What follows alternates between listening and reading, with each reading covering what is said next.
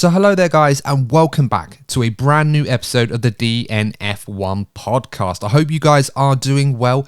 F1 has finally come back from the long 3-week break, which felt like an eternity, especially not long after the triple header that we have. But we are going back to Singapore, back to the Marina Bay for the first time in 3 years now. I think it was the 2019 Singapore Grand Prix last time we were there, of course, following the pandemic.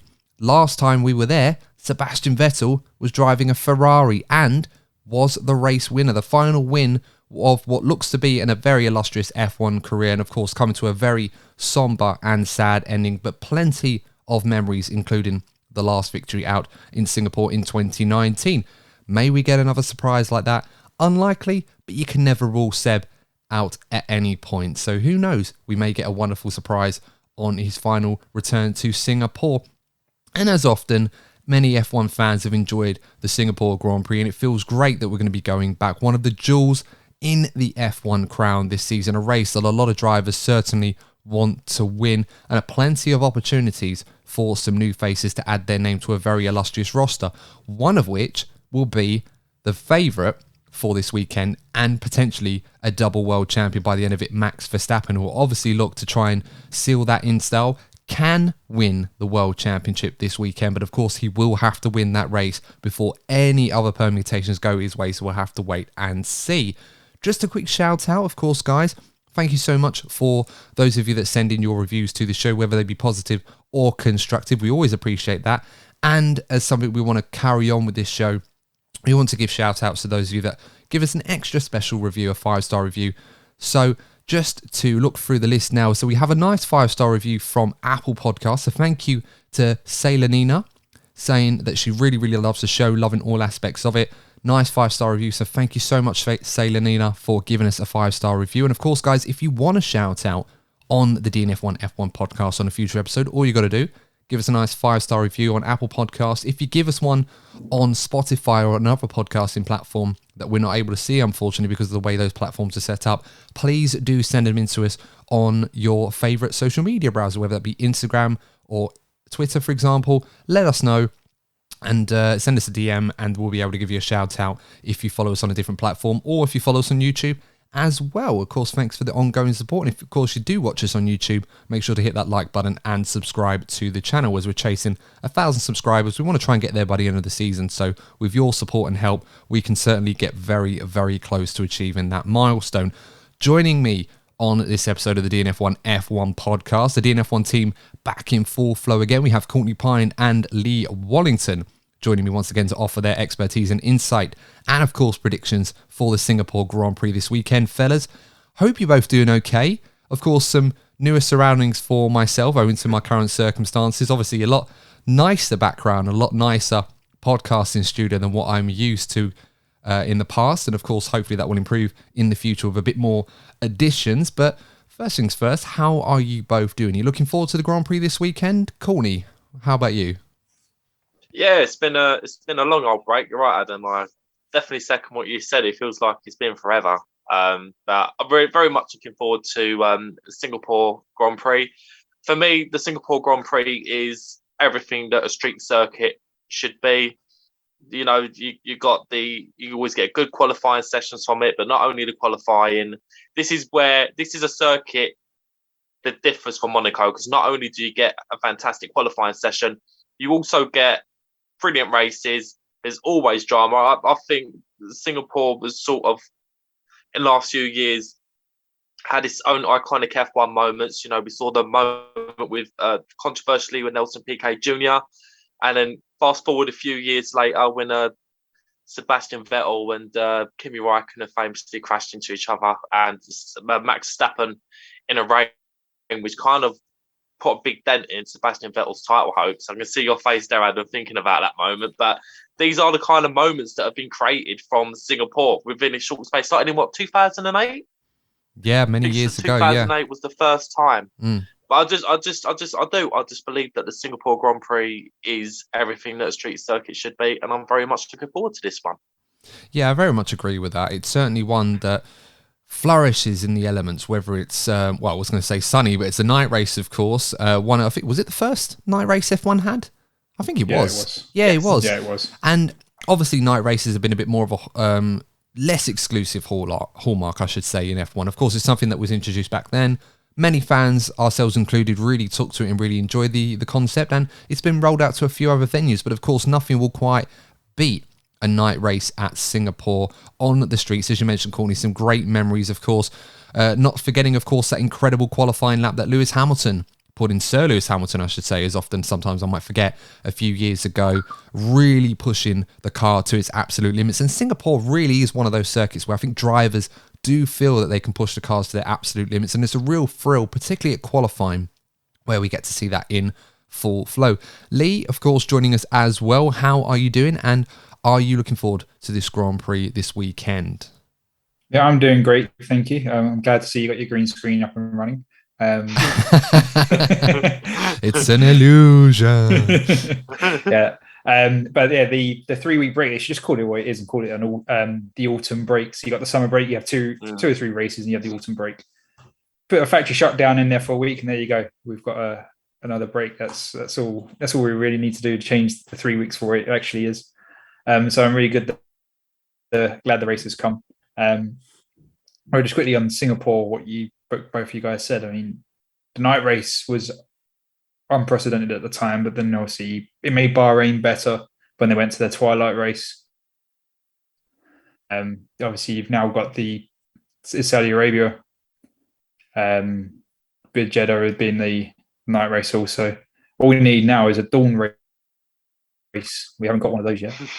No, I mean, we have the day to night races at Abu Dhabi and Bahrain, of course. Oh, yeah, Abu Dhabi. So, I mean, I suppose those are the notable exceptions, really. But I totally understand that. I mean, F1 always looking for new and innovative ways to entertain the fan base. And that's certainly been on the agenda, something that we're going to be talking about a little bit later on. But just sort of give a recap, really. So in this episode, we're kind of going to lay it out and pretty much discuss what's going to be happening this weekend. Of course, some news in the driver market, particularly with Zhou Guanyu staying with Alfa Romeo for 2023. Sprint races on the agenda again. We're going to be getting more of those. We're going to be talking about that a little bit later on. And an interesting article from German publication Amus regarding F1 behind the scenes, trying to come up with new, innovative ways of making the show more entertaining. Whether that's a good thing or a bad thing, I'll let you guys be the judge of that, but we're going to be talking about that a little bit later on. First thing we should do, guys, of course, the driver transfer market has been taking shape. We've seen a lot of seats being made available. The big news about Ricciardo and Piastri pretty much dominating the headlines, Alonso as well, to Aston Martin.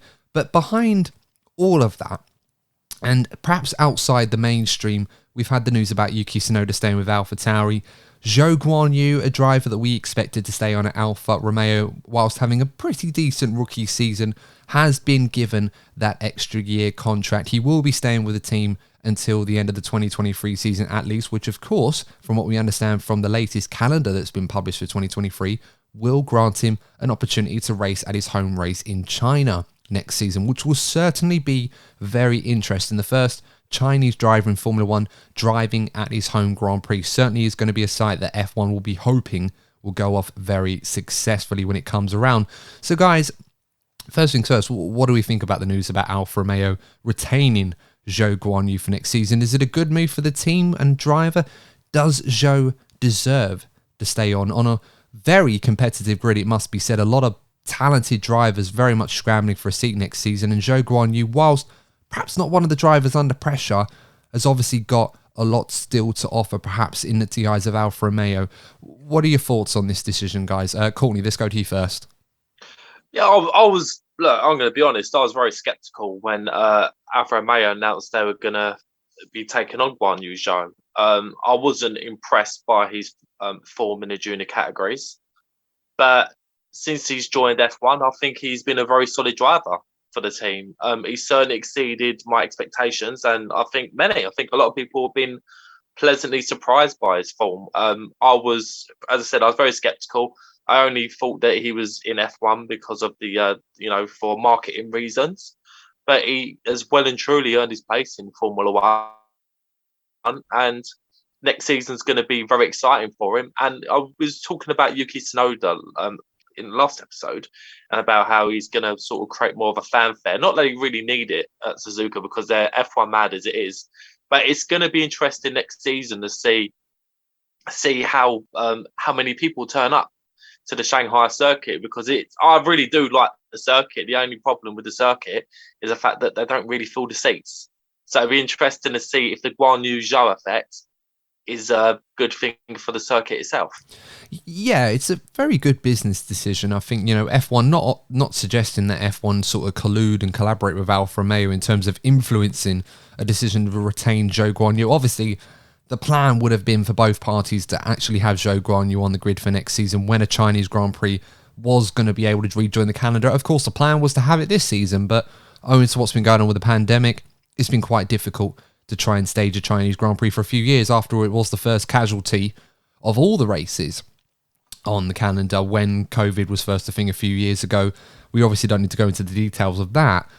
But on merit, you probably would argue a fair case that Zhou Guanyu has done enough, I think, to retain the seat for next season on his performances alone. And I mean, at the start of the season, it was a bit of a slow starter. Comparisons were made to other drivers around him, the likes of Mick Schumacher, of course, Nikita Mazepin, before he got the boot, owing to what had happened with him, his situation. Obviously, Oscar Piastri, a driver that had beaten him in the F2 Championship last season, wasn't offered a seat, and a lot of people were sort of scratching their heads as to why that was the case, because, there was a lot more upside potential in him than there was in Zhou Guanyu. But I think as the season went on, comparing him to his teammate Valtteri Bottas, whilst the points tally very much favouring the older Valtteri Bottas, and obviously much more experienced and better driver, you would argue, Zhou Guanyu of late has been putting some more impressive performances, and compared to some of the names that we've already mentioned, he's certainly shone amongst that, and I think at the very least he deserves an opportunity to carry on next season to see where that goes. Lee, would you say that what are your thoughts on Zhou Guanyu before we go into it deeper? Do you think he should be retained on the grid? Well, I definitely think he should be retained on the grid. Like Courtney said, I wasn't holding my expectations. I thought he'd be like the other pay drivers on the grid. But he's definitely deserved his place. He's done some performances, and there have been, in some races, he has been close to Valtteri, and it's right. He's the rookie of the season in that aspect. So seeing where he could get into a second year is interesting. So it's definitely worth warranting his 1 year extension. Let alone the marketing side of things, he has shown promise. So as long as he continues on the growth potential that he's shown this year, he should have a promising future in Formula One. Yeah, I certainly hope so. Yeah. I was just going to quickly say on the Chinese Grand Prix, obviously I hope it does go ahead, but with China pursuing its zero COVID strategy, you never know how the winter goes with COVID and whatnot. It could easily be cancelled again because it's the one country in the world that has still pursued its zero COVID strategy. Yeah, there's a huge desire from all parties for this to work, and it'd be a crying shame for Zhou Guanyu after everything that obviously he has had to go through to get into Formula One, and there was always an argument of will it or won't it. The talent was certainly there, but to sort of be in that position to have the opportunity to race in front of your home crowd, not to mention this being coupled with the fact that he is making history. We're not just talking about any old driver from any old country that F1 has had a history in. China has never really had an opportunity to celebrate and embrace a driver talented enough from their own country to race in front of a home crowd. And as Courtney was saying, this is the sort of thing to quite literally get bums in seats, something that Shanghai, since its inception on the F1 calendar in 2004 or 2005, I believe it was, have really struggled to get an F1 driver from their land on the grid. So it's certainly something I think everybody involved has been trying to make happen. They always needed one element of that, and that's the driver. They now have that. So to see him be retained by Alfa Romeo, I think it's a no-brainer. I mean, you could argue that there are similar hallmarks to this decision as what we saw with Yuki Tsunoda, where there isn't really an obvious alternative to Zhou Guanyu. Like, they don't... The next driver on their books in their academy is Teo Porcher, and whilst Teo has been very impressive, unlike Oscar Piastri, he's really struggled to grab that proverbial brass ring, if you like, and really cement himself as an option that can't be held back or has to be involved in the F1 picture. Fortunately for Teo, he's got a few more years ahead of him where he can really nurture his talent, hone his craft. I mean, he's still a teenager at this point, so there's still plenty of time for him to get that right. So in Alfa Romeo's minds, I think it's a no-brainer for them. I think there's not really an obvious alternative to this, and it has made the decision easy. I think it's something that we expected for a long time, and now it looks like Zhou's going to get that opportunity, so hopefully for his sake it goes off without any sort of hiccups. I mean, Courtney, Alfa Romeo's situation is a little bit, I suppose, strange right now. There's not really a lot going on. Of course, we've got that huge news that they're going to be announcing pretty soon. I think it's tomorrow, or it should be today, actually. Unless I completely missed it. I mean, at the point of recording, I think, is it 27th today, isn't it? Yeah. So, is it the 27th today? It is, yeah. Sorry. Almost forget my date. So, they were meant to make an announcement.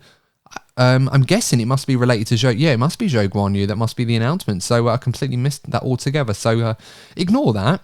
I think we were expecting something else there. So there's a lot obviously to be talking about with Alfa Romeo, or what's going to be happening for them in the future, or how they're going to exist. But at least in their minds, the driver lineup is something that they don't really need to focus on, and they can just focus on more important things.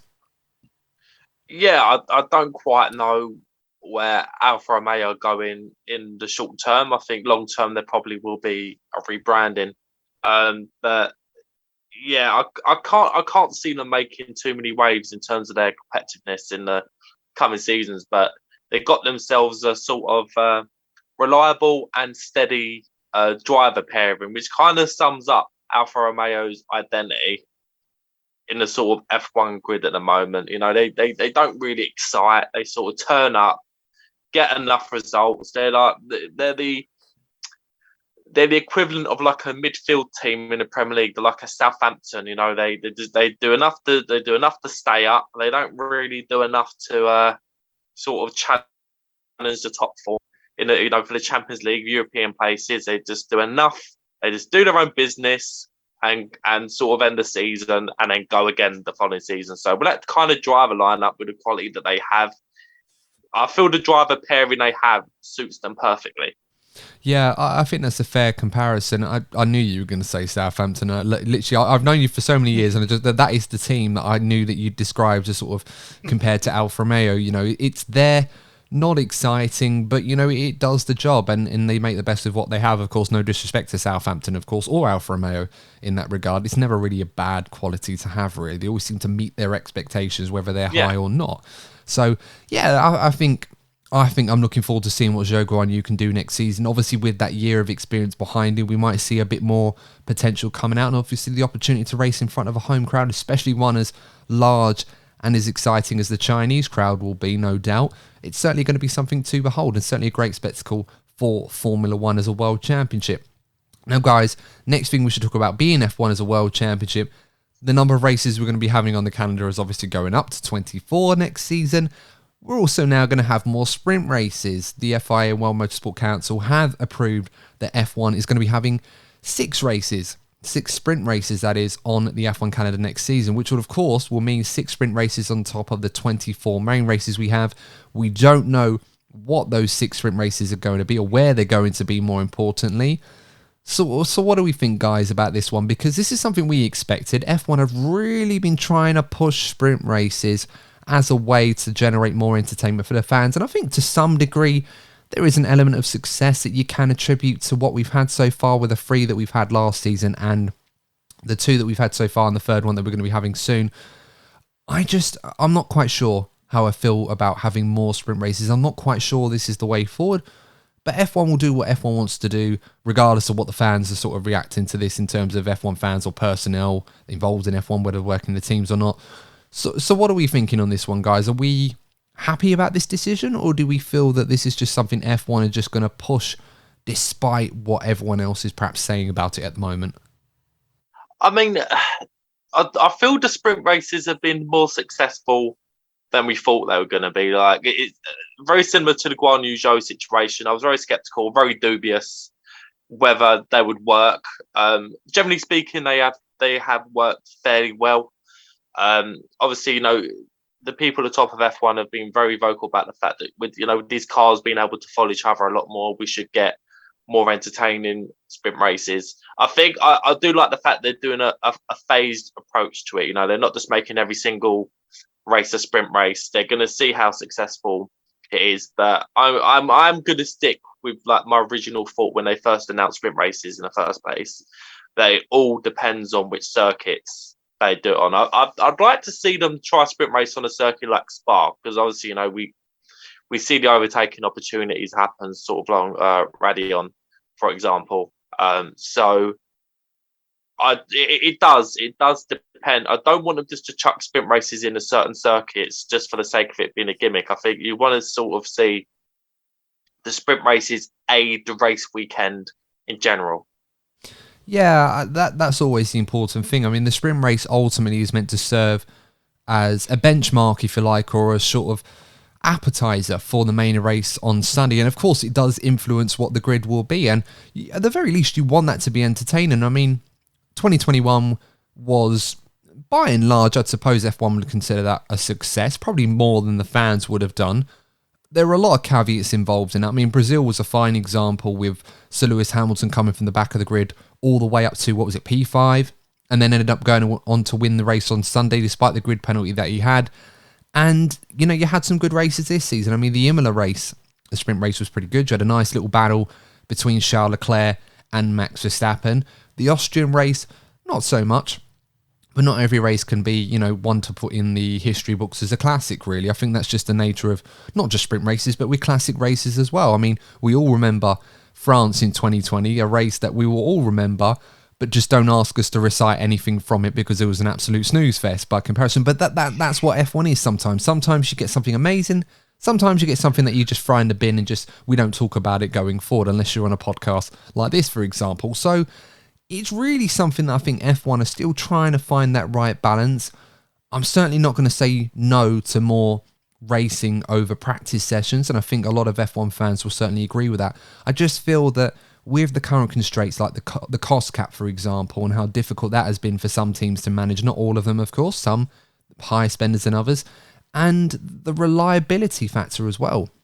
No word has been mentioned about will teams have more engine components or power unit components, if you like, to compensate for all this extra racing. I know they were going to be upping it for some components where we had 2 parts for this season. They're going to go up to 3, so you've got 8 race weekends per engine component in theory on average, but then you've got 6 sprint races, and I think they're 30% distance, so that's an extra 2 full race distances that we're going to be adding on top of what we've already got. So there's not really any compensation for that right now. And this is something that the teams have been lobbying for some time. So, Lee, is that going to be a fair concern for some of these teams that perhaps with the reliability issues that we've seen, that the last thing they really want is extra race mileage to cover when they're not really given any compensation in terms of money or extra engine components to sort of accommodate for that? I think it will be a concern for the teams, especially some of the teams that have less reliable engine than others. But like Ferrari, for example, where it's still rumored to not be running at full power because of their reliability. So not having extra components be a big concern. And we all moaned about the farce of what happened in Monza. I wouldn't be surprised that we're going to be seeing that regularly through towards the end of next season because of this extra demand of the extra races, the sprint races. It's just going to put an extra strain on the grid and the engines. And Formula One, in that sense, is not paying attention to the teams because they want that reliability, or they want to falsify the show if they want to have the engine penalties to give that show. It depends on if you're going to be a cynic or not. So I think that more work needs to be done on that, but I doubt it will change. Yeah, it does seem that way. And I suppose, guys, this might be perhaps some sort of shooting in a barrel here and hoping that, hoping to come across the strike gold was a terrible metaphor, but it feels to me that adding extra sprint races, even though F1 fans want more entertainment, more excitement, we're getting more and more racing in an otherwise already congested calendar, which doesn't seem to be getting any smaller or any more convenient logistic-wise anytime soon. And the issue for me is that this is another example of the upper echelons of the F1 hierarchy parading the fact that they're trying to change things about F1 in the best interest of what the fans want. And we get these fan surveys on a regular basis. I think I had one sent to me quite recently to actually ask for feedback on what I would want to see from F1 going forward. I'm sure many of you have obviously seen these in the past yourselves. And every single time that I fill these out, I'm quite reluctant almost to do them half the time because I feel like, well, it's just going to fall on deaf ears. It almost feels like F1 are just trying to find ways to show that they're actually performing their due diligence to their fan base or their clientele or customer base, if you like, but not actually acting on the feedback. You don't have to be an expert accountant or a businessman to know that if you don't listen to what your customers want, you're going to fail.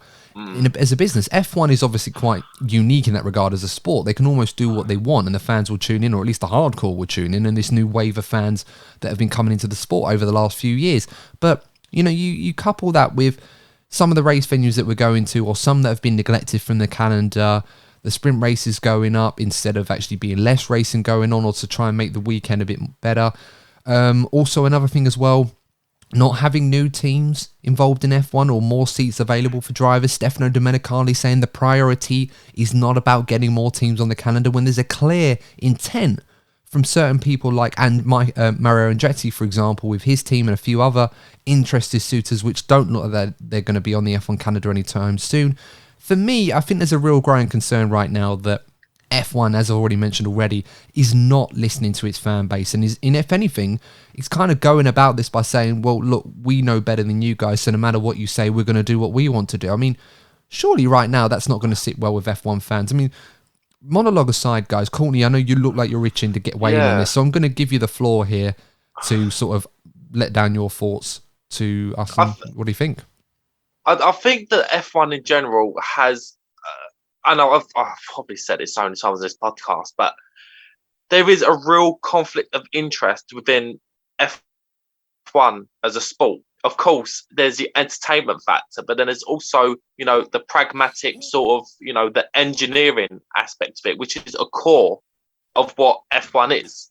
If you're going to make sort of put constrictions or restrictions on how much teams could spend, etc., expect them to be held back, particularly if you're going to be adding more races, which sort of is a conflict of interest in the fact that, you're not allowing these teams to become like more competitive, which sometimes can sort of keep the pecking order the way it is, or it could benefit the team that's currently leading and make it difficult for other teams to catch up. We keep on, again, with adding the races, that has effect on the personnel. You're going to be having the smaller teams in particular struggling to rotate the personnel, which will affect their results compared to the current bigger teams, which will be able to rotate the people within the team without less consequence in comparison.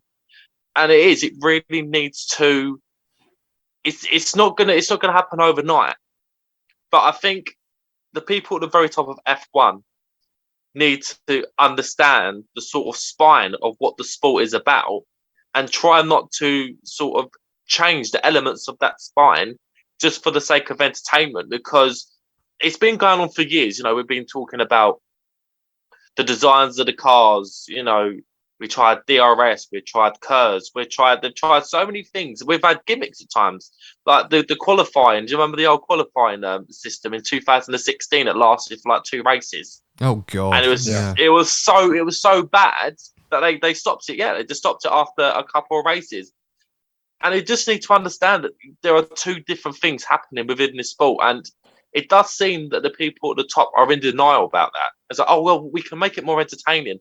But what about the things that we love? The core F1 fans love about the sport, like the engineering of it. The combination of engineering and driver excellence. Look, I've been frustrated. And there's been many people in the comments saying, "Oh, you wasn't complaining when Lewis Hamilton was dominating," but I could understand other people's frustrations when Lewis Hamilton was dominated. We don't want to be seeing. We want to be seeing the entertainment side. But at the same side, I can congratulate Red Bull for the job that they've done this season. And we shouldn't just sort of like strip Red Bull of the work that they've done just for the sake of entertainment. So you need to have the combination of both. And when things don't sort of go your way as a fan, you just need to understand that there are 2 different entities in this sport, which sometimes it's difficult to intertwine both of the factors. Yeah, it's a very, very true point. And I don't know. I just kind of look at what F1 are doing right now, and I just feel like, okay, I get that it's a business and they're trying to find more ways of making money. It was like the old thing with Silverstone last week, and fans are trying to get tickets, and of course they're still trying to sort that out. They've openly apologised for what was going on, trying to learn from that, and it's almost a case of, well, you've all worked really, really hard to bring a new wave of fans into the sport. So many people, not necessarily us, because I consider us to be in the hardcore. We watch F1 regardless of whether it was an entertaining show or a snooze fest. And of course, we're not asking for Abu Dhabi 2021 levels of controversy or excitement. Of course, that was unique for its own set of circumstances, but we're not asking for that sort of thing every race. But what we do want is a world championship that's not necessarily going to be attributed to gimmicks or being changed around every 5 minutes to suit a narrative. And also, more importantly, fans want to feel like they're not going to be priced out of the sport.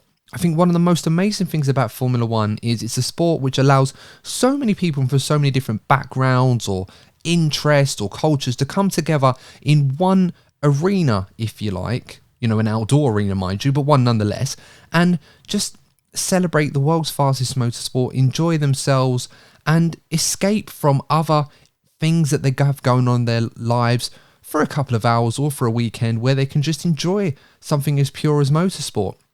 And I feel like sometimes that F1 and those involved or those that make those decisions are so high up where they're almost a little bit out of touch with fans in that regard. And as I said, they've worked so hard to cultivate and build this fan base that they have now, which is stronger than it's ever been for so many different reasons. And yet there is a fear that by doing stuff like this, they could be just chasing the revenue aspects, which of course will come naturally. And I don't blame them for doing this. But there does come to a point where you feel like, are you really listening to your fan base? Are you really listening to the wonderful men and women that work tirelessly to make F1 what it is today? Not the decision makers or the people sitting on the boardrooms that don't really dive into that day-to-day life and the sacrifices people make. I just feel like F1 is out of touch with it. And there is a risk that they could be isolating themselves from that in the pursuit of revenue, which they may never achieve if fans decide one day that they've had enough. And I'm talking about the casual fans, the fans that tune in and think, oh, this looks fun, I might tune in, and they stick around. What if they don't stick around anymore? F1 can't go back to where it used to be. It can't go back. So they have to find better.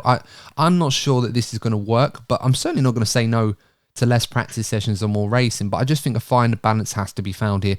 Lee, what are your thoughts on this? We haven't heard your opinion on this yet. So what do you think about what's going on with F1 right now? And of course, the introduction of more sprint races as a whole.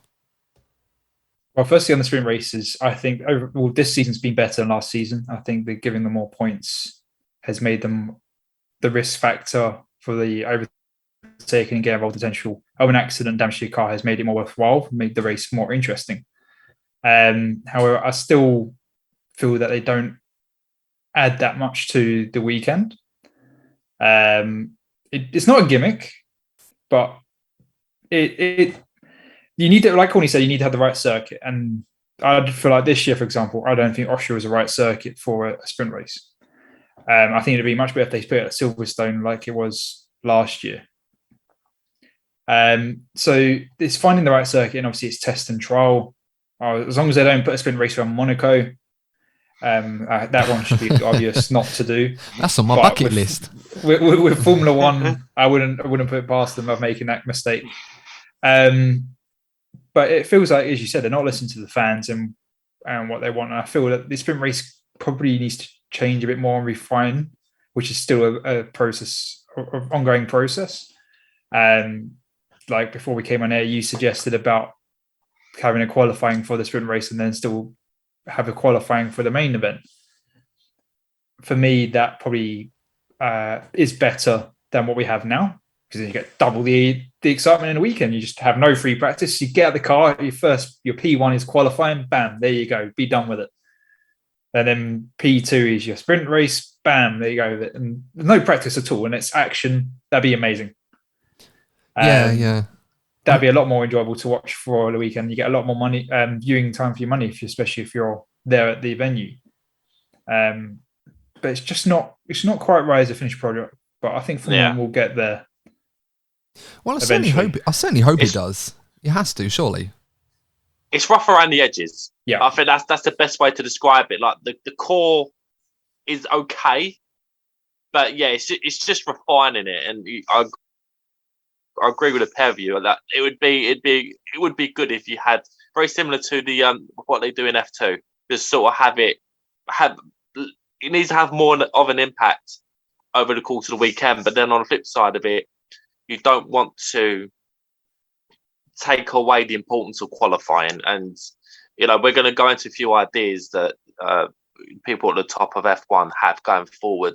And it's just getting that balance of that we all want to see entertaining racing, but we also want to keep the art, which is qualifying, because qualifying in its own right is a fantastic thing for, a good qualifying performance does mean a lot to the drivers as well as the race itself. Yeah, absolutely. Of course, we don't want to go back to other qualifying sessions like you mentioned, Courtney, in 2016 with the elimination qualifying, which was an absolute terrible suggestion, one of the brainchilds of Bernie Ecclestone, and just absolutely flopped. It was terrible. And of course, there were other ones as well. The long qualifying session where everybody had to go on full fuel for about 20 minutes or however long it was, and then they did the qualifying laps at the end, which was redundant, but just to get more cars on track for longer. And of course, the old-fashioned one that we sort of grew up with. We had an hour session and 12 laps per driver, and the first 15-20 minutes literally was all the slower teams going out because they knew they'd had the track to themselves, and it'd be an opportunity for their sponsors to get some airtime while all the cameras were on them until all the bigger teams start coming out later on when the track started to rubber in. It was almost a procession if it wasn't for those guys in the slower cars coming out early, so we'd actually have some action. Otherwise, you just go away for 45 minutes, come back for the last 15 just to watch when all the serious laps started to go in with the track rubbered in. Speaking of which, though, Courtney, I know you mentioned this just a moment ago, but it is quite interesting that you should mention that, because F1, according to the German publication Amus, I should say, they have put out an article suggesting that people behind the scenes working at F1 are having discussions on how to improve the show. And again, this is something going back to the Italian Grand Prix quite recently, where a lot of fans were complaining about the finish on the safety car, and F1 was not doing enough to make the show exciting. And we already talked about this with live sport. I think there's a fine balance between making the sport entertaining and trying to manipulate and manufacture certain outcomes. Not suggesting that they're trying to get someone specifically to win, but trying to make certain outcomes more interesting, which completely makes what has happened before that completely redundant. I often am as one of those fans that like to look at F1 as a story, a race, how things plan out. Of course, things can happen at the flip of a coin and it completely changes everything, which of course is exciting. But if that sort of thing becomes the focus, it kind of makes everything that happens before that kind of redundant. And I wouldn't want to invest in that if it's going to be kind of pointless. I like to see a plan or a strategy kind of come into action. And sometimes those are the fun parts of watching F1, when those unique strategy calls are made at a certain point in the race early on and they come to fruition or they don't. It's the reason why you stick around and watch it all the way through rather than just tune in 10 minutes before the end to see who actually wins the Grand Prix. But going back to the main story, people behind the scenes talking about how to improve the show in F1. Some of the ideas that they've put forward is enabling DRS from lap 1 and restart laps rather than doing 2 laps before you get DRS in both cases. More actual safety cars instead of the VSC, the virtual safety car. Introducing a second qualifying session. Lee, you mentioned this already on the sprint weekend. So you'd have a qualifying session on Friday for the sprint, which would happen on the Friday as well. And then you'd have a separate qualifying session on Saturday to determine the grid order for the race on Sunday, which kind of makes the sprint race a little bit redundant other than just scoring points. It wouldn't, and it might make it more interesting if there's no jeopardy for the race on Sunday. Although if you have a crash, I'm sure that's going to affect your qualifying session on Saturday anyway. So make of that what you will. But depends on how it's structured. They might flip it around and make it more convenient with that in mind. But given what we've just talked about with that, and obviously that particular article, it got me thinking of what other ways could make the sport a little bit more interesting. So I kind of want to put the question to you guys, if you've got any ideas in mind. Lee, I know you had one that you wanted to share with us beforehand, so I'm going to start with you. Is there anything that you think F1 might want to consider if they want to make the sport more, or make the show, if you like, more interesting? Well, if you're thinking purely about the show, my idea would be that instead of having a drivers driving per team, you just have your driver written on your straw or on your stick, and then they just pick the straw or what team the team boss picks out their drivers for the day, and that's it. That's the drivers. So the drivers change the cars up and down the grid. So you may have Max one day in the Red Bull, he may be in a Ferrari, he may be in a Mercedes, he may be in a Haas. There you go, and you get to see what they do in different cars. And that's a nice entertainment for the fan to see that. It makes it different. Other ideas you have is instead of a pre-qualifying, you have a 100-meter sprint because people complain that F1 drivers aren't athletes. There you go. You do a 100-meter sprint. They're an athlete now. How they finish in their 100-meter sprint. I mean, who do you reckon That's their starting position. Who do you reckon would win if we had a 100-meter sprint and we lined all the drivers? Who do you think would win? I reckon Daniel will be up there. You reckon? I'm not so sure. I mean, I reckon he would. It's tough, isn't it? Because we don't often see many occasions where drivers actually do any running. I mean, we see Max do some running. So Lewis Hamilton is always a keen jogger. Valtteri will be up there as well. Yeah, he does a lot of cycling and whatnot, doesn't he? I reckon fitness-wise, I reckon Valtteri Bottas is up there as well. Well, I mean, we kind of saw that on social media, didn't we? With all the drivers showing their preparations, we're all in the sauna. Sergio Perez was one that was in a sauna trying to, prepare for the conditions at Singapore. We should obviously not forget that it's going to be terrible for humidity and obviously the heat as well. It's quite a unique challenge. Valtteri Bottas, one driver in particular, making it look completely casual. This is the sort of thing that Finnish people get up to. I think he was saying like drivers prepare for Singapore. For Finnish people, it's basically Tuesday. Whilst he's sitting there wearing quite literally nothing, then a little bobble hat on his head. And it kind of alarms me that Valtteri Bottas is quite keen to get naked on social media or drive to survive or just for photo opportunities. It's a very, very, each to their own, I suppose. But I suppose if we were all a fit athlete like Valtteri Bottas, I suppose if you've got it, flaunt it, I suppose, within reason. But quite an intriguing one to ponder on. If that's, well, you know what, I'm just going to stop talking about that because it's going to get really weird otherwise. My mind completely wanders and my mouth Stop just thinking about Valtteri Bottas' arse. Is absolutely corrupted by it. Yeah, stop thinking of that, Adam. Yeah, I don't think Let's go back to the conversation. I don't think my girlfriend would appreciate that, considering that I've just moved in with her. She won't appreciate me thinking about Valtteri Bottas already after all of that. So, I digress in that regard. But yeah, it's quite intriguing about these different methods. Lee, I'm obviously intrigued by your one about a lottery system. How did that work exactly? Would it be, I don't know, Chase Carey, for example, or Stefano Domenicali just have one of those sort of those revolver or lottery draws where they sort of wheel it around for a little bit, turn it, and all the cogs go through, and then the driver just puts their hand in, picks out a number or picks out a car, perhaps. How would that look? Well, I did say about the name of the shores, but the wheel could work if put balls out of the hat, and obviously to make it fair, it has to be the race director, so there can be a no accusation of manipulation, although I'm sure you probably still do that. You've literally got a situation where you have Max Verstappen about to pick out what one he is, and then in the background there's a distraction. You've got Christian Horner with a big box full of Red Bull cards, chucking them all in so that he gets one, and then he spins the wheel, puts his hand in, trying to win the championship, opens up the piece of paper and it says Williams on it. I mean, and obviously, we love Williams. The entertainment, and you think, imagining winning a world championship when you have to drive for, statistically, you're going to drive for every team. In theory, yeah, there's a chance that you will cover every team. I mean, obviously, we know that probability-wise, it probably wouldn't happen. It would be quite interesting if someone actually did one. It's still an interest for pure entertainment. That'd be very entertaining to watch from a fan's perspective, that the one who wins the driver championship drives all driven for all these different cars. And I think, all right, it's never going to happen. It's just an outlandish suggestion from my part. Well, what if we tweaked it a little bit? Because I think we're onto something here, but what if we tweaked it? We've got, 24 races? I mean, if we have 20 races on the calendar, then what you could do is you could have a scenario where every single driver has to drive every car twice in a season. Like, that's the maximum amount, and obviously minimum. We don't do a lottery system. We have a randomizer, kind of as you do for fixtures in a football match or a football league, and you'll just have a designated circuit and car that every single person will drive. You could get a scenario like that where it might make things interesting because you've covered all the cars. It's fair. It's completely random from one circuit to another.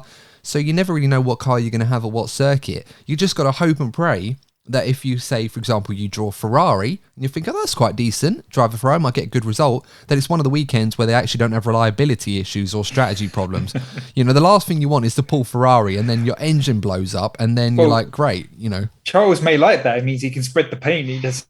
it's not all on him. That's it. Yeah. Well, we'll find out, innit? Is it really him? Is it the team? Or that? Oh, I I think just that's one meant way to find out. it hurts him when the Ferrari breaks down. Now the rest of the grid will know how it feels when the car breaks down. Yeah, and I think what we all want to see is what can Nicholas Latifi do in a Red Bull or a Mercedes? What can he do? That's it. Stick it on pole, win a Grand Prix. Red Bull on a wall. Yeah, in Canada, no less, in the Wall of Champions, rather fitting, I imagine, for Go Tiffy. Got to make that happen. That'd be fun.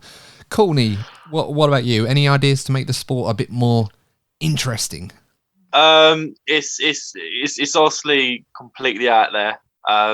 It's not humanly possible. But I think that the best thing we could do for Formula One entertainment-wise would be to have a weather machine.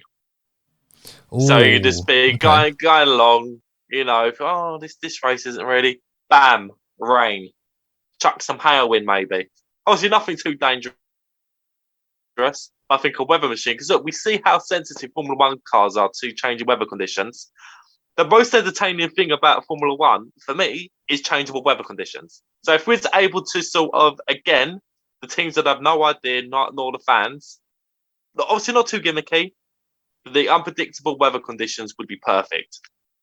Yeah, I mean, we had something like that Bernie Ecclestone wanted to try. He wanted to have those sprinklers on the circuit. Yeah. I think they have that at Abu Dhabi, didn't they? They have those sprinklers out there to do some wet weather running because, of course, it doesn't rain very often in that part of the world as a test venue. So obviously, you do need to have all the elements there if you can try and artificially manufacture that to your end. So it's something that I think Bernie Ecclestone wanted to bring into the sport to make it more interesting. Like suddenly go, bam, here we go. We're not going to tell you. It's just going to happen. It would make things interesting. But again, it's one of those scenarios, I think, where I think fans will be put off by it if it just happens so often like that. I know you want gimmicks and stuff like that, but it kind of makes everything that's going on redundant, really, if you're just going to flip it like that for no good reason. Yeah, no, I get what you mean, but it's just if it was, I'd say, not so gimmicky, but like if you had like a bone dry race, and then all of a sudden, so like in a place like, you should say like Abu Dhabi, not Abu Dhabi, you should say like Bahrain, if we did like a day race, blistering hot, and all of a sudden you get rain, there'll be some times where there'll be no rain at all. Like, but obviously in some races where you don't get the changeable weather conditions, like Bahrain, it'd be interesting to see how the cars adapt. Because like when you play the Formula One game, you go, Abu Dhabi, rain. Because obviously you never see it. It'd be interesting to have those kind of races jazzed up a bit. Yeah, that's not a bad idea. I was just thinking about something from what Lee said earlier about, the drivers going into each other's cars. And you're just thinking of an awkward scenario where how they'd have to adjust the cars for each driver. It depends on how long advance you'd have in knowing, because you could easily or George Russell. I'm just thinking, what if you get a scenario where you get George Russell or Esteban Ocon, for example, two of the tallest drivers in Formula One, and they end up pulling Yuki Tsunoda's AlphaTauri, and their knees would be right up to their chest because, obviously it'd be too close to the pedals. And then poor old Yuki ends up in one of their cars and he can't reach the pedals, the poor lad. Do you know what it reminds me of? Like when you get like, when people sort of walking through the park after a few drinks and they think it'd be like a bright idea to try the kids' swings and they just look like complete colts. That's what it reminds me of. Well, you can't get them out because they get stuck in there. Yeah. And Yuki would turn up with a couple of like wooden blocks on his feet. He's like, right, this is how I'm going to go around it and work around it with these bigger cars. I mean, he might do that for the extra performance. If he pulls a Mercedes, it might be worth it. He's just like George Russell, sort of tangled up inside an AlphaTauri like he's on a stag do. Yeah, there's an image I'm never going to get out of my head. But yeah, that'd be quite fun. See old, but yeah, certainly interesting. I mean, guys, of course, let us know in the comment section if you could change one thing about Formula One to make the show more interesting. No matter how silly a suggestion it might be, let us know in the comment section. I want to see what you guys can come up with, and I'll share some of those. Adam? What about me? Well, this is the annoying thing because I was sort of thinking about this before we went on air, and as annoying as it sounds, I do like having more safety cars in F1 when they're appropriate instead of a virtual safety car, just because it's almost a bit like a lottery. I know it kind of goes against everything that I've already mentioned already, but again, I think stuff like reverse grids, again, I've been against them before, but just I don't know, just some unique ways. Maybe just have one race, I suppose, a season, like the Indy 500. Maybe let the F1 cars do that. And like they do in Indy racing, make it double points to make an incentive for everyone to win. And if you can do it so that all the cars are equal performance, so there's not really an added advantage, because let's be honest, if we ran the Indy 500 with F1 today, Red Bull are going to absolutely kill it because of how good they are in a straight line. So I wouldn't bet against anyone other than Max Verstappen winning that race. That reverse grid with double points. Well, you know, they had stuff like this before, the double points in Abu Dhabi a few years ago. Ultimately, it didn't really matter in terms of determining reverse grid double points. Yeah, well, you know, I mean, given how good Max Verstappen has been in that Red Bull, a reverse grid probably wouldn't matter to him. He could probably get to the front anyway. It's just a case of we all put little bets on what lap he's going to get into the lead outright on merit without pit stops and stuff like that. So, you know, make of that what you will. But let us know, guys, your thoughts in the comments if you've got any clever or interesting ideas to share with us, and we'll share some of the best ones on the race review on Sunday evening when we record that one.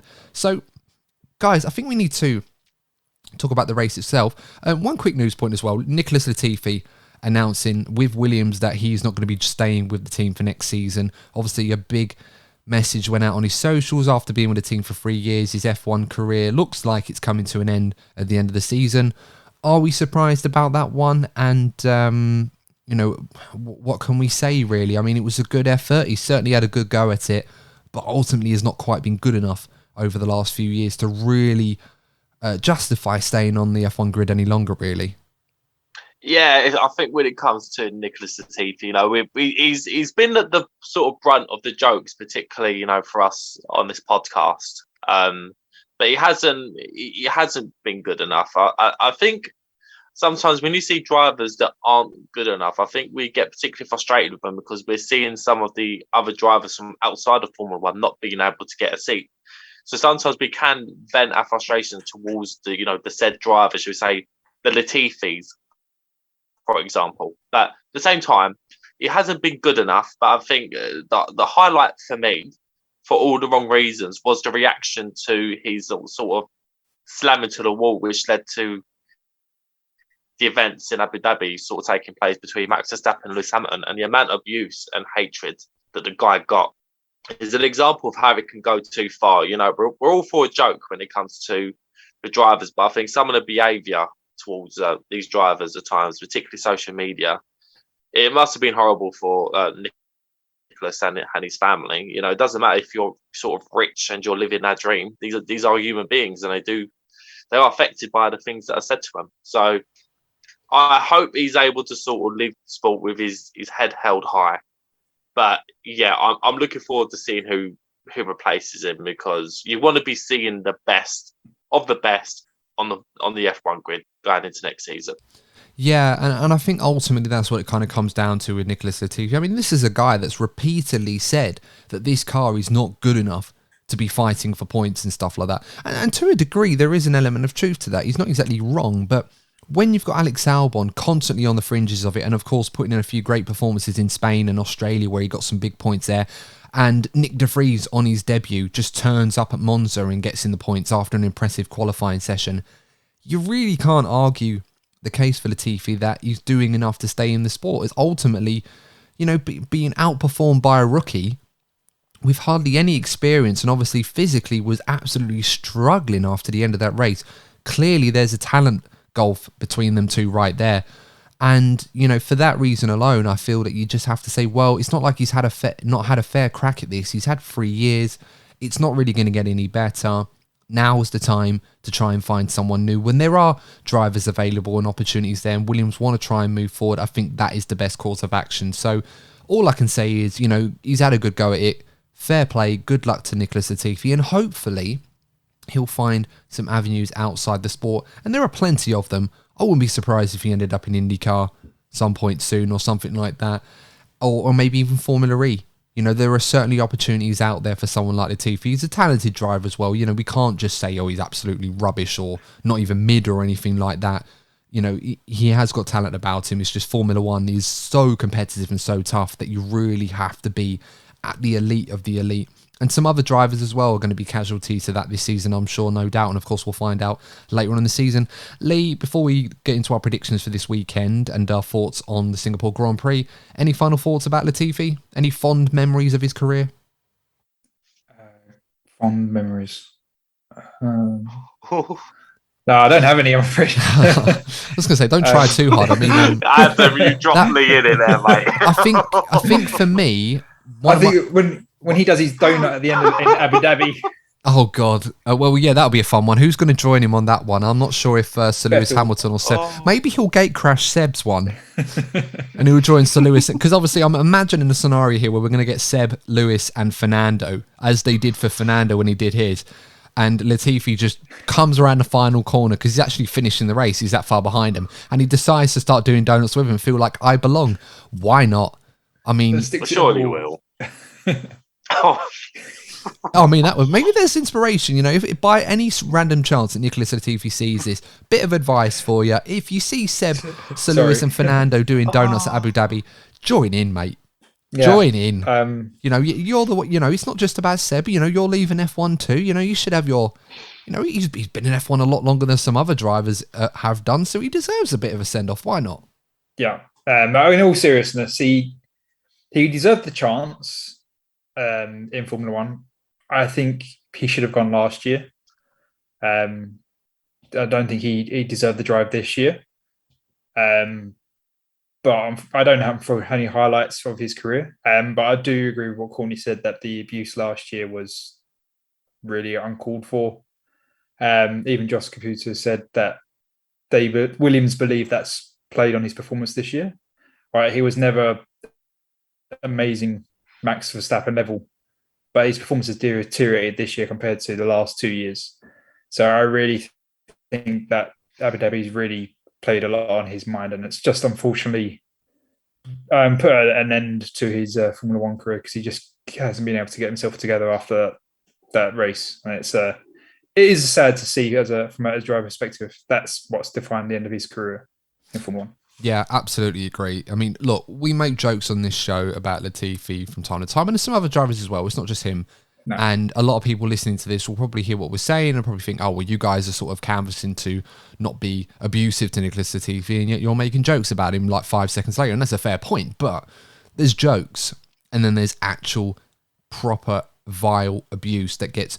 The only sort of thing that you see people actually have the confidence to say behind a keyboard on social media, where they actually wouldn't say it to his face in real life.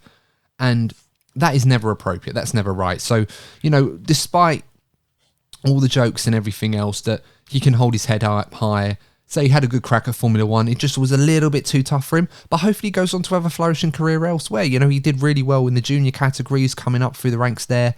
He's not been too bad when it comes to F1, really. So hopefully he has better... his endeavours in the future are much better than they have been in F1. So wishing the best of luck for what he goes on to do next. So let's talk about the Singapore Grand Prix this weekend. Obviously, we've got, you know, some exciting talking points coming up. Max Verstappen on the verge of winning his second World Championship in as many years. And guys, I suppose the first thing we need to ask about this one with Max Verstappen is, given the permutations are unlikely that he's going to walk away as world champion after the Singapore Grand Prix, it's more likely that he's going to do it at Suzuka in the Grand Prix after this one. But who can really rule it out? I mean, if Max wins, I think, just looking at the images, I think if Max Verstappen wins the Grand Prix, Charles Leclerc has to finish P9 or lower, and Perez finishing P5. So obviously, and that's with the fastest lap as well for Max Verstappen. So obviously quite unlikely, but what are your thoughts? Can anyone really stop Max Verstappen right now in this rich vein of form? Was it 5-6 wins in a row, something like that? And I think the weather can stop him this weekend. It could do. I mean, it's going to rain this weekend. I just looked at the forecast, and it's rain Saturday and Sunday. Oh, amazing. I'm getting flashbacks now to 2018. I'm not, or 2017. I'm not ready for this. It's still too painful. Adam, you remind me of the right now. You look like the cupcake dog when the cupcake gets boxed up. Oh yes. He's sitting there going. Yeah, that's you when you go Singapore. It's like, when we don't talk about Singapore 2017. It's like, do you know what it was the other day? I think it was Scott Mitchell from the race, Scott Mitchell-Malm, I should say. And, he put out a tweet saying that he's talking about these events, saying, it was clear that Verstappen went into Seb into Kimi, and these are the accurate account of events as they happened at the time. And it was a bit of a homage to what Ferrari put on their social media. Hardly anybody got the reference. And that really disappointed me, because that's what Ferrari did at the time. Obviously, you look back on it and it was like, oh my God, that was ridiculous. But when Ferrari put it up at the time, everyone was like, are they drunk? Like, are they sure? What are they smoking? But obviously it was a bit of a joke. And so many people went in on Scott Mitchell-Malm and just said the same thing. And I was like, oh my God, guys. Really? And then it took for Scott himself to actually have to put that right and say, like, this is all a joke and all that. I think I put out a tweet afterwards about Fernando Alonso, because he got caught up in that when he went around the outside of Verstappen into turn one and got caught up. I made a joke about that. And then someone else thought I was being serious and started getting annoyed about that. And I was like, oh my God, you can't even have a joke about it. Even when you're trying to have a joke on top of another joke to play along with it. It's just, but it is what it is. You can't have jokes on social media, Adam. I should know better. I just have to be accurate in everything I say, not report it as opinion. And even then, it's not good enough, really. But that's social media for you. But you always got to walk on eggshells, really, when you do stuff like that. But as I said, it's a Grand Prix this weekend where Max Verstappen has not had too much success on, so he would be looking to put that right. And really, right now, who can bet against him in the form that he's in right now, that he's not going to walk away, not only the winner of the 2022 Singapore Grand Prix, but potentially a two-time Formula One world champion? Yeah, it's been done for quite a while now, hasn't it? Let's be honest. It's just a case of enjoying the races, the rest of the races that we've got. It's done. It's just a case of when. But I've been very vocal about how frustrated I've been about how this season has turned out, given how much promise it had at the beginning of the season. But it's not Max's fault. It's not Red Bull's fault. They've done a phenomenal job. It's just a case for likes of Ferrari to up their game next season, because I think if we have more teams in the running, we could be in for some fantastic moments. But yeah, as I said, he'll do it. I do think he'll go on to be an all-time great as well. Like, I want to make it clear, yes, I'm a Lewis Hamilton fan. Yes, I wasn't happy with how last season ended, but I will never dispute how much of a talented driver Max Verstappen is and what a bright future the lad has. I do think he can go on to emulate the likes of Michael Schumacher and Lewis Hamilton. It just depends on where Red Bull go as a team in the coming seasons. Yeah, very much so. And I think it's an interesting point of discussion that you've just brought up, Courtney, about what Max can go on to achieve. So I feel like I might as well just push it out, not only to the listeners on the show to sort of let me know their thoughts on this, but also in the YouTube comments. If you guys can let me know about what I'm about to ask and give me your thoughts on this one, that would be great in the comment section if you can. So Max Verstappen obviously on the verge of becoming the latest double F1 world champion, winning back-to-back championships, as many great drivers have done before him, the likes of Michael Schumacher, Seb Vettel, Sir Lewis Hamilton, Fernando Alonso, of course, doing that, Mika Hakkinen. The latter two that I've just mentioned, obviously at the time when they won double world championships, the world was their oyster. The question was, how many would they go on to win? Would they be able to stack up against the all-time greats that have won multiple world championships? And ultimately for both of them, never really happened for different reasons. With Max Verstappen, there's a real feeling that this guy could go on to win many more world championships, and not only the one that he's already got, but the one that he's about to win as well. So I want to put the question to you guys. Lee, I'm going to start with you in this one. At the end of Max Verstappen's career, how many world championships do you believe that he can go on to win? For me personally, I would be very surprised if Max ends up with less than 5, quite frankly. And I don't think that's a very bold prediction, quite frankly. I think I'm kind of lowballing him a little bit. The number, I honestly think he could end up with 6 titles. And the reason for that is Red Bull have done brilliantly this year and got a stonker of a car. And that advantage, even with the new rules about obviously the more development time, the lower down the Constructors' Championship you finish, Red Bull and Adrian Newey and as a team are just a great team overall in how they operate. And that advantage they've got this year will last a couple of seasons. The gap will narrow between Ferrari and Mercedes and the rest of the field. Ferrari actually has to operate quite well to actually take a championship fight as well. but it's very likely that Max could be in the championship fight until the next rule change in 26. So that easily means he could be winning the next few years of the titles, which would be leading to 5. And then I wouldn't put it past him that he wins a title after the rule change as well. So I reckon he could at least achieve 6 titles. Yeah, no, that's not a bad shout. Courtney, what about you? I know you mentioned already that Max Verstappen could go on to emulate the likes of what Sir Lewis Hamilton and Michael Schumacher have achieved. Does that mean that you're thinking perhaps 7 world titles, maybe even an elusive 8th world championship? Yeah, because, look, we've been talking a lot about, the entertainment factor and where we see F1 going in the future. I do think eventually, whether we or other fans agree with it or not, I do feel there's going to be a closing of the gap between the teams. And this is just my opinion. I do believe that Max Verstappen is the best and will probably continue to be the best of his generation. So even if you're having teams closer together performance-wise, Max is still going to have the edge when it comes to sheer performance. So I do think he'll go. I think he'll go on to break records. I really do. I think the only thing that will, in my opinion, that will stop Max from getting to those kind of levels that Lewis and Michael Schumacher obviously got to would be if he just got bored of it and chose to retire. Because I think he sort of referenced it before that he could get to the stage where if it becomes a bit too easy for him, he might get bored and leave the sport and try other things. Because you think about it, he's grown up in his dad was a driver. He's grown up in the world of F1. It's been his world. He might get to the point where he has an epiphany, into his 30s, his early 30s, and he might want to leave and try something else. So I think that's the only thing that could stop him from at least challenging the records that Schumacher and Hamilton have already set. And Helmut Marko's already alluded to that as well. Yeah.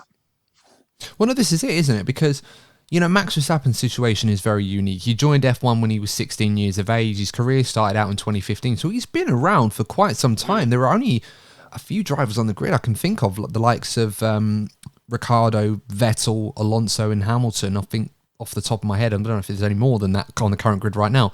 They've actually been on the grid longer than Max Verstappen. And even then, you sort of look at the age of Max Verstappen right now. Was he 24 years of age? He's been in the sport now nearly 8 years. I think it's his 8th season. He's already won 1 title. He's already going to win. He's going to win a second one. It's only a case of when, not if, really. I mean, there's a chance. And there was a big meme that I sent to you guys in the group chat about, and it was titled, "I Have a Dream." And it was a picture of Charles Leclerc celebrating winning the World Championship and the results required. It's ridiculous. If for those of you that have seen it on social media, it's not mine. It was one that I nabbed off of someone else, unfortunately, and I couldn't credit them because I'm not sure who the original creator was. So I do apologise. If you are listening to this and you are the original creator, do shout out to me if you are. But it's just one of those situations right now where I agree. I just feel that whilst Max has the time, because those around him that can challenge him, the likes of Sir Lewis Hamilton, he's not going to be around forever. He might be around for a few more years, and that's fantastic, but he can only stick around for so long to be able to stop Max from getting any more. The likes of Charles Leclerc, you would feel that he's the guy that could stop Max Verstappen better than anybody else. Perhaps George Russell and Carlos Sainz you might throw into that mix as well, maybe Lando Norris as well. But none of those drivers have really shown up to this point, and obviously caveats aside for this argument, you can only really make the case for Charles Leclerc out of any of them so far, of having the equipment possible. They've not really been able to consistently put themselves in a position where they can challenge Max all throughout the season. We might get more examples of that later on, but it's just a clear sign that unlike previous eras of the sport, Max Verstappen clearly is head and shoulders above everybody else right now, and it's going to take a mammoth effort for anybody to stop him from winning more titles. It's at this point, it's just, as you guys have already said, how long does Max want to keep going for? If he went to, what was it, he said he didn't want to go past 35, hypothetically, even though he's highlighted that he wants to be with Red Bull for the rest of his career anyway, however long that may be. By the time he's 35, that's 11 years from now. How many world championships is he going to win in the next 11 seasons, not including this one that he's about to win? So it's a scary thought of how much this guy could achieve. I mean, I don't think many of us were talking about Sir Lewis Hamilton as being the guy that was going to take over all the records that once were held by Michael Schumacher, for example. And then, of course, he went through that era of dominance throughout the turbo hybrid era, and now he's surpassed all of that. It's very, very easy to look at Max Verstappen right now and think that he's going to go on and do the same thing, but it's quite scary of how young Max is compared to Lewis, who had only won one world championship at this point, and it took several years before his next one came along, before he went on that period of dominance. With Max, he's already there. So it is quite an intriguing thought. Let us know, guys, in the comments section, how many world championships do you think Max Verstappen will eventually go on to win? Of course, the starting amount will be 2. I don't want... And do ask this, I will ask of you guys. I know some of you were obviously still upset, understandably, about what happened in Abu Dhabi last season and are calling Max Verstappen and saying he's not a real world champion. For the benefit of this argument, let's ignore all of that and let's just go by what the history books say, and that Max Verstappen is, regardless whether you see him as that or not, a world champion. So not to say, to undercut him and say, well, I would say 8, but it's actually going to be 7 because 2021 doesn't count. I don't want any of that. So if you could avoid that and just for the benefit of this question, just say how many you think Max is going to go on to achieve before he retires. If you could do that for me, that'd be fantastic, guys. I really would appreciate that. Public service announcement aside, we've got to look at the potential competitors this weekend for the Grand Prix. So we've obviously talked about Max Verstappen being the heavy favourite. Of course, if there's rain involved, that might make things a little bit more interesting. But for the benefit of the weekend's Grand Prix, guys, where is the most likely competition going to come from? Because it could be Ferrari, could be Mercedes, could come from elsewhere. What are we thinking this weekend? Mercedes could be in the mix a bit more. We've sort of seen in the sort of tighter circuits, the performance gap between Red Bull and Ferrari compared to Mercedes does narrow. And there's real hunger, obviously, at Mercedes to get that elusive win.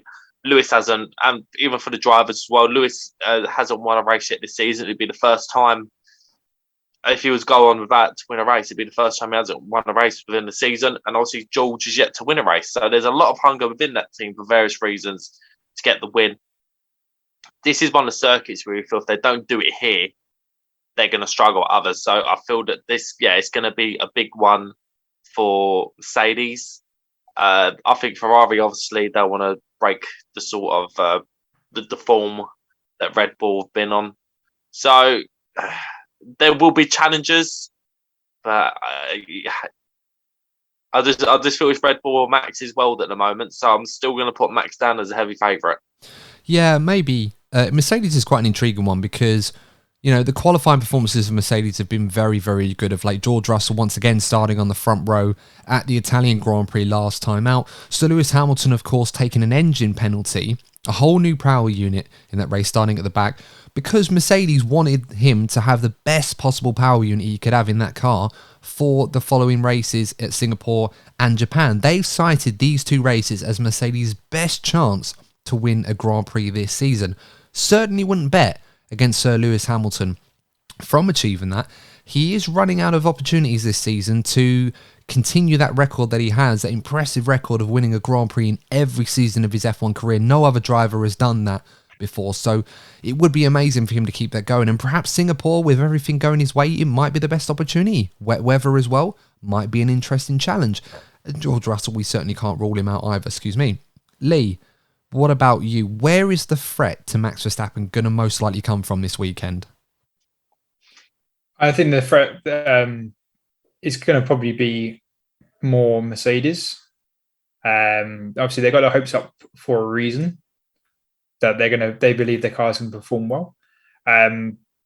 Ferrari will obviously try to take the performance to that and take the race, because obviously they want to end that streak as much as Mercedes do. But I have no faith in Ferrari at the moment. It's not that I had a lot of faith in them anyway, but I've completely lost any faith that I had with them to actually deliver a result. Charles, I wouldn't be surprised if he can stick it on pole.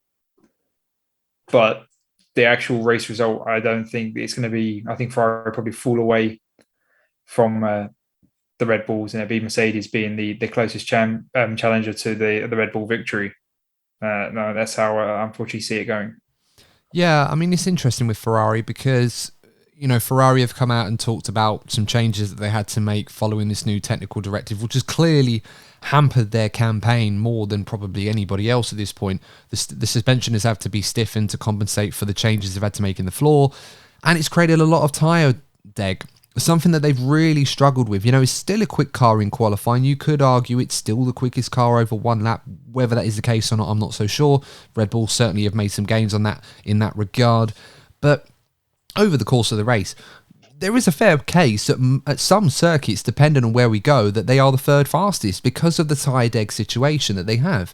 They just can't push that car lap by lap to the amount that they were doing before, and it's pulling them back towards Red Bull, and it's towards Mercedes, and it's giving Red Bull a clear shot at victory, at least in Max Verstappen's hands. So it's a real concern for them, one of which I'm certainly not confident they're going to overcome this weekend. If anything, the wet weather may come to their help in that regard, if you ask me. And these tyre deg issues on a circuit that's going to be quite bumpy and abrasive as well, on a street circuit, it's certainly going to be tough for Ferrari. I'm not quite sure that Charles Leclerc is going to repeat those heroics from 2019, where he was so cruelly denied victory owing to how the strategy played out for him compared to his teammate. I think those who remember watching that will agree. So we'll have to wait and see. There's no pressure on Ferrari in that regard for the Drivers' Championship, but the Constructors' Championship, they're certainly going to have to get that right. I mean, what are your thoughts on Ferrari this weekend, Courtney? If there is going to be hope and an outcome for them that will result in a race victory, how is it going to happen, or where's it going to come from for them? Can you see it happening? I think, first of all, they're going to need Max to have an off weekend for whatever reason, a freak incident for him in qualifying, or maybe even in a race. But last time round in Monza, for their standards, they actually had quite a clean weekend. So I think they'd be hoping to continue that. They're obviously very much overdue a win. So they just need to continue to iron out these race-defining mistakes that they make, because they're there or thereabouts at times. And if Max is to have an off weekend, they need to capitalise on that. But I think Mercedes could be a threat to Ferrari this weekend. Yeah, I think so too. I think that's a fair point. I think, as I said, I agree with you both. I think Mercedes is going to be the main threat to Red Bull this weekend, and Ferrari, I don't know. It may require the wet weather to come to their saviour, to be honest, this weekend. I'm not confident in them at the moment, and I don't even think they understand fully the degree of their issues right now. It's a real crazy scenario they find themselves in with this new technical directive. It's really hurt them this season. It's something that's been brought in. Ferrari obviously were against the idea. They were quite adamant that this wasn't going to be a problem. Red Bull were equally adamant, but unlike Ferrari, Red Bull obviously didn't have to worry about it at all. If anything, it's helped them more than anything else. And it's just interesting how these things play out for Formula One sometimes. But let us know your thoughts, guys, on those situations, if you agree with what we're saying regarding Ferrari, Red Bull, and Mercedes. Let's move on briefly now to McLaren versus Alpine. Now, McLaren have obviously hauled Alpine into a degree, but in the last few races, Alpine have really stretched away from them, owing to the fact that they've had both of their cars really competing in the points, whereas McLaren still fighting them with really one car. Ricciardo has not really been able to match up to what his teammate has been doing. So I guess the question again has to be, can McLaren haul Alpine back? Of course, McLaren have got a nice special livery for this weekend. Of course, perhaps the Japanese Grand Prix as well. The car does look very, very nice. I must admit, they've ditched the light blue and gone for pink and black on top of the orange papaya that they already have. Looks really good. So, McLaren versus Alpine this weekend. What are we thinking, guys? Who's going to have the upper hand this weekend? For me, I think Alpine are going to have the upper hand, simply because the McLaren does seem to struggle in hot and humid conditions, and we all know how much humidity is an issue. Singapore, I just feel that the conditions are going to upset the characteristics of their car. Yeah, it does seem that way. I mean, that Alpine is definitely a car that you can just sort of plug in and do well almost everywhere. It's a consistently good car at every single circuit. McLaren is very peaky, and as you mentioned, Courtney, in those hot conditions, it's definitely one that has had a history of struggling so far this season. Lee, what are your thoughts about this battle with Alpine and McLaren this weekend? Do you agree with Courtney? And to add a bit of extra flavour, we heard some interesting comments from Esteban Ocon regarding his potential rivalry with Fernando Alonso and his battle with him as a teammate. He's on the record as going as far as saying that other than Sir Lewis Hamilton, he's been the best teammate to compete against Fernando Alonso that he's had in his entire career. Would you agree with that one, or is there a case to be made for a few drivers that probably would have heard that and felt differently? Well, first part of your question is I completely agree with the both of you that I think Alpine is probably going to have the upper hand over McLaren this weekend, just for the sole reason of the hot and humid conditions. I don't think McLaren is going to deliver the performance that the team obviously wants. So that's just the fundamental reason for that. And with Esteban's statement, it's a bold statement for sure, but without actually looking at actual results against teammate performance and the point difference, I can't actually say how much I think that's true. I mean, off the top of my head, it doesn't seem right, but it could easily be right because Esteban has had a solid season. I'm not going to lie, he's been pretty close to thereabouts with Fernando in the track for the most part. The first part of the season, he was actually ahead of Fernando on the track. So it could be pretty close in that aspect, right? Not in a championship fight, but it just doesn't seem right as a statement to think that Esteban has the better performances against Fernando than, say, Felipe or Kimi, but I could be completely wrong. I don't have any points difference against them. But he probably has done better than Jarno Trulli. Yeah, I mean, it's hard. It's hard to make that argument, isn't it? Because there's a plethora of good drivers in there. I mean, you've got Felipe Massa in there. You've got Fisichella, Trulli, of course, Jenson Button. Let's not forget him. Who personally, I think probably Jenson is probably the best driver other than Sir Lewis Hamilton. But then when they were teammates, they weren't fighting for points. They were usually fighting to avoid being on the back row of the grid. At McLaren's very, very low moments. Well, that's it. Yeah, they were trying to finish races. This was like GP2 engine era back then. Stoffel Van Dorn, you can chuck into the mix, although, Van Dorn was completely destroyed by Fernando in a terrible car, mind you, so we never really got to see the best of Stoffel in that regard. So I can understand where Ocon is coming from. I don't think it's not a too bold argument for him to make.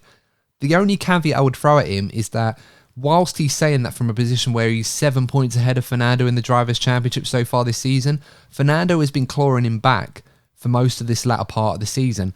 And the reason why he's been doing that is because he was the one that had the lion's share of reliability problems at the start of the season. You could make a very fair case, in my opinion, where if Alonso didn't have those reliability issues throughout the season, he'd be well clear of Ocon in the championship this season. I mean, Fernando is driving at levels very close to his peaks in Formula One.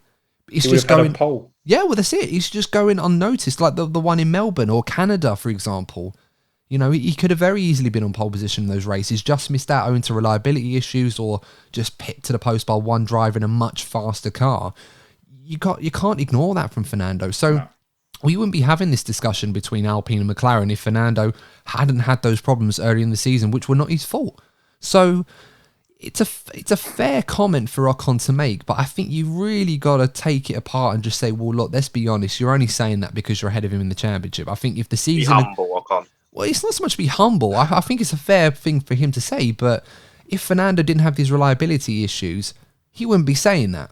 He'd be more concerned about the fact that the driver leaving his team is that much better than him, and it leaves doubts in Alpine's mind. Right now, owing to the circumstances, I don't think Alpine are going to be too fussy with Esteban Ocon. He's got pretty much a safe seat, and it's a case of bringing someone decent into partnering, which I'm sure, hopefully, they'll be able to manage that. So, very, very interesting comments in there, but I agree with the earlier points. I think Alpine will have the upper hand on McLaren this weekend. Lando Norris is going to have to pull something special out of the bag. Ricciardo's going to have to do something special. I mean, it's not long ago that Ricciardo was doing rather well at a circuit like Singapore in these Red Bull days, and a few good performances for Renault as well. He's certainly going to have to pull something out of the bag for McLaren this weekend. But of course, guys, let us know your thoughts on that one. I don't think we really need to say too much on Alfa Romeo. I think the only thing that concerns me really is Bottas' form. He's not really been at it. He's had some reliability issues. Performance has not been as good at the Italian Grand Prix. Is there a concern there for Alfa Romeo? I mean, they're currently 6th in the championship, 18 points ahead of Haas. a bit further ahead of AlphaTauri and Aston Martin behind him. It's unlikely that they're going to be overhauled by those teams, but whilst they're not really been scoring of late, there's always that risk where if someone from one of those teams picks up form at the very end of the season, that they could be in jeopardy of losing a 6th place finish in the Constructors, which they've done so well in the early part of the season to actually have at this point. I think with Valtteri, he's probably bored. You know, it's been a very. He's probably bored. It's like it's a little bit like Saitama from One Punch Man, where he just doesn't have any kind of challenge, and he's just completely bored. So that's why he's taking naked pictures of himself in a sauna, because the geezer's bored. It's the best thing he feels that he can do at the moment. I mean, there's other hobbies out there. I'm not quite sure, but yeah, maybe we've somehow found our way back to Bottas again. This time wasn't me, but there we go. Lee, what about you? Should Alfa Romeo be concerned about their form right now, or should they just keep going as they have been and hopefully they'll finish 6th in the championship? I'm sure there'll be a slight concern on the form, but I do agree with Courtney's sentiment that at the moment I don't think Valtteri is very motivated because of the position that he finds the team in. They're probably concerned they could be overhauled, but they also at the same time think they're probably relatively safe. Valtteri has brought back the points. He's come from being in a championship winning car at top of the field to being midfield towards, and now as the season's gone on, towards the rear of the field, and maybe it's starting to grain on him a bit of, oh, well, why am I doing back here? I mean, I was at Williams and I was back here. I don't want to be back here again. What happened to the car that I was driving at the beginning of the season? Obviously, they've been out developed. But I think he's struggling a little bit for motivation at the moment, which is impacting his performance. Yeah, I'd agree with that. It's kind of a hard one to sort of look for positives, really. It's a bit like Groundhog Day, but it's not exactly as bad as it could be in other areas, really. So, it's an interesting take on that one. The battle with Haas, AlphaTauri and Aston Martin. Right now, Aston Martin, they are fighting on the fringes of the points sometime, but they're not really getting many. AlphaTauri, Gasly has found some form at the right time and seems to be building on that momentum. Tsunoda, of course, perhaps will be buoyed by that new contract that he's received for next season, and that should pick up some form for him. Haas right now, pretty much on a knife edge in terms of P7, are only a point ahead of AlphaTauri. Mick Schumacher's future's up in the air. There's obviously going to be a desire for him to demonstrate that he's still good enough to be on the F1 grid next year, not only in Haas's eyes, but perhaps to other teams that might be looking at him, not necessarily as a first choice, but perhaps one that could surprise many in this latter part of the season. So who's going to come out on top between those teams, guys? I mean, my money's definitely on AlphaTauri. I think this is going to be a good circuit for them. Certainly can't rule Haas out. You know, we went to a circuit that had a lot of downforce at the Dutch Grand Prix. Haas were a lot more impressive pace-wise, although it didn't really come to anything for them. They were a bit unlucky with reliability, and obviously Magnussen making mistakes and Schumacher just not quite close enough. So there is still room there for Haas to really make some inroads. And of course, Aston Martin kind of going for broke, really. They have nothing to lose by trying to go for it. Yeah. So who do you think is going to come out on top between those three teams, Courtney? I'm going to say Aston Martin, you know. I think they've been a little bit unlucky with reliability issues in recent races. But in terms of pure performance, I think they've made a step forward. So I'm not going to count out Aston Martin in this battle just yet. And what about you, Lee? Who are you putting your money on? I definitely think Aston Martin as well, to be honest. But more specifically, Seb Vettel. I mean, he's a 5-time winner. He's the most successful driver at Singapore. It's his last time there. As Courtney said, the car's been picking up in performance the last few races. So I would put past him getting a solid result and being the top driver out of those three teams. Yeah, I think that's a fair shout. Let's move on to Williams, the final part, before we do our predictions on this one. Of course, you know, we heard the news about Latifi moving on at the end of the season. Haven't heard any news yet from Williams regarding Alex Albon, and of course went through some surgery to recover from appendicitis that he suffered. So we're not quite sure if Albon is going to be driving this weekend or if Nick De Vries is going to step in once again. Regardless of that one, whether it's De Vries or whether it's Albon, what are your thoughts on Williams this weekend? Can they get points this weekend? Because they have been on the fringes at some races. Of course, they got points last time out in Monza. Where's that going to come from? And could it be dependent on Latifi this weekend, given we don't know whose teammate's going to be? I think it depends on the weather. I think on a street circuit, it's as chaotic as Singapore and wet weather. It'd be a golden opportunity for a team like Williams to pick up points. And the way that De Vries drove for Williams in Monza, you'd fancy either De Vries or Albon to pick up points if the opportunity comes along.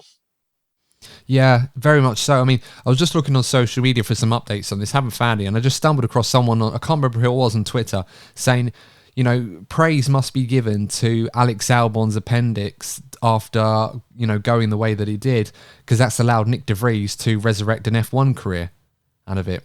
And, I mean, you can take the humour in that. I mean, fortunately, Alex is okay, but it's quite crazy how stuff like that can happen. It's like Nick De Vries, whatever he goes on to achieve and he retires from the sport, he'll probably think back to that, you know, I can just thank one person only, and that's Alex Albon's appendix. For giving me an F1 career. Crazier things have happened in F1, but it's that kind of story. It's like, I can't remember which driver it was, you know, the one that pepper sprayed the taxi driver in London back in 1991, which allowed Michael Schumacher an opportunity to drive for the Jordan team in September in Spa. And then obviously the rest is history. We end up witnessing one of the greatest drivers of all time in the sport. So, crazy stuff. Or Pedro De La Rosa deciding to push Lewis Hamilton after a run out in testing when he wasn't meant to drive for the team in 2007. Crazy stories, stuff like that. It's always interesting. But Lee, what about you? What are your thoughts for Williams this weekend? Can they get points? I in a drier session, I don't think they will do very well. But as Courtney said, the wet session, I really wouldn't put it past them that Williams just ends up being in the points because the amount of DNFs that will occur because of someone's going to end up in the wall at least once, or kind of crashing into each other, especially because it's wet. It normally happens in the dry, so let alone see what happened in the wet if it does actually end up raining like the forecast is. So I wouldn't be surprised if Williams ends up in the points, but I don't think they'll get it on performance merit. No, it's fair enough, yeah. My opinion is it's not going to be Alex driving this weekend. No, I mean, the fact that we haven't heard anything yet suggests to me that they're quite on a bit of a tightrope, really, on this decision. And I feel like it's one of those where if we don't hear anything soon, it's more likely that Nick De Vries is going to get the nod to drive again this weekend, which is obviously a good thing for Nick. And another opportunity for him to show any potential suitors for him next season that Monza race wasn't a fluke and that he can deliver performances like that on a regular basis. Because, of course, right now we've got a lot of drivers on the grid looking for seats. And the biggest problem that they all seem to have is that none of them are consistent. They either have great days or they have bad days. And obviously a team really needs a driver that's reliable and consistent right now. And that's been the problem. So we're at the final part of the podcast, guys. And for all of our race previews, we give our predictions. We do a top 3 and a bold prediction as well. In the spirit of not repeating or stealing anyone else's predictions, Lee, I'm going to let you go first, seeing as that happens to you more often than most. What's your top 3 going to be this weekend? And give me a bold prediction as well. All right, my top 3 is going to be Lewis, Sergio, and George. And the bold prediction is that there will be a Charles and Max DNF. Interesting. Courtney, without going into too much more detail on Lee's one, because we are a bit short for time, but what's your prediction going to be this weekend? Yes, certainly not as bold as Lee's. I'm going to go for pole and the win for Max, Lewis second, George Russell third, and my bold prediction is Sebastian Vettel finishing in the top 5 if it rains. That is very bold. That's very bold. I'll tell you what, I would like for that one to come true. That would be a rather impressive performance from Seb at a venue that has often been fairly kind to him most of the time, not all the time, but the scene of his last win, it certainly would be a rather heroic performance for him to pull something like that off again. My top 3, well, it's going to be part of my bold prediction. I think my bold prediction is going to be that this is going to be the weekend where George Russell wins his first Formula 1 race at long last. So, yeah, I'm going to go George Russell to win, and then I'm going to go with Max Verstappen second and Charles Leclerc in P3. I don't expect Max Verstappen to walk away as a double world champion this weekend. I think that's going to come at the Japanese Grand Prix, most likely, at the home of Honda, and of course, a very, very favourable venue for the Red Bull team as well. And I'm sure they'd probably prefer for Max to win the world title again at Japan. I think that'd be more sentimental for them. But guys, let us know your predictions in the comments below if you are watching this on YouTube, as course. If you are watching on YouTube, don't forget to like the video and subscribe to the channel. If you are listening to us on your favourite podcasting platform, you can get involved as well.